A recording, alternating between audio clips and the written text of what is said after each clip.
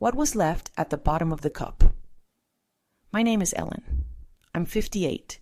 George and I have spent nearly our whole lives together, from wedding vows to gray hair. Everyone in our small town knew us. They'd say, Ellen and George, like a couple from the movies. And I'd smile and nod, though I knew long ago, movies are for other people. Real life is quieter and harder. We lived like most. Breakfast, toast, butter, coffee, dinner, something warm and simple. He read the newspaper. I knitted. We rarely argued. Rarer still were real conversations. We were just there, beside each other. But with every year, it felt more like being behind glass. Then I started noticing little things. One day I found an earring, thin, silver, not mine, under the laundry rack. I didn't wear those. I tucked it into my pocket and carried it like a stone for a week. Then, over dinner, I asked George casually, "Have you seen this earring?" He didn't even look up. "What earring?" I didn't know then what stung more, the answer, or how easily he gave it. After that, I began to watch. He went out more often, came home later, smelled unfamiliar. And then one evening, I was ironing his jacket and felt something in the pocket. A small velvet box. Inside, a bracelet. Expensive, elegant, not my style. And the worst part, he hadn't given it to me. I didn't say anything, just put the box back. That night, I lay in bed staring at the ceiling. George snored softly beside me, and I burned from the inside. Was it jealousy? Rage? Sadness? Probably all of them. I remembered the letters he used to write me from the army. Every single day, the house we'd built together.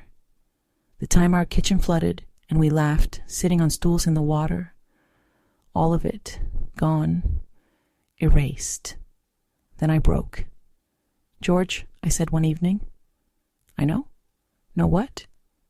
"About the other woman, the earring, the bracelet." He sat down slowly, like his legs had failed him. "It's not what you think. It's not an affair." "Then what is it?" "Her name is May. She's sick, alone. I met her at the hospital. She had no one. I just stayed, helped." "Just helped?" "Ellen, we haven't talked in years. You're here, but you don't see me. We eat together, but don't taste. I didn't go looking for anything. One day, I just realized I spoke more to a stranger than to my own wife." He said it quietly, without malice, and I had no defense, because it was true. Strangely, after that night, we began to talk. Really talk. Not just about May, but about us. About what disappeared, what we feared. He didn't stop seeing May. He brought her groceries, checked in, but every evening, he came home. To me. People asked, "How can you forgive that?" And I thought, because this isn't about betrayal. It's about an emptiness that formed long ago. He just felt it first.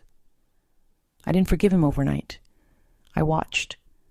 But he didn't run, and neither did I. We started reading together again. One afternoon, we even drove out to that old lake, the one from our youth. George held my hand, and I felt scared, like the first time. One morning, I found that earring again, in a box of old buttons. Funny, isn't it? I had kept it like a knife in my side. Proof of a wound. Turns out, it was just something a repair lady had dropped months ago. I walked into the kitchen and made tea. George sat in his usual chair, newspaper open. "You know," I said, "that earring? It wasn't proof of anything. Sometimes we invent pain just to explain silence."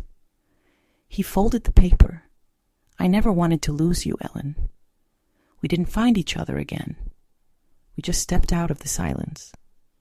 He smiled, and for the first time in years, I saw the boy who wrote me love letters from a tent overseas. "Love doesn't vanish," he said. It just ages, like cold tea in a forgotten cup. I added, but if you warm it up, the taste returns. And we drank our tea together in our worn-out, warm little kitchen that had weathered more than one storm. And so had we.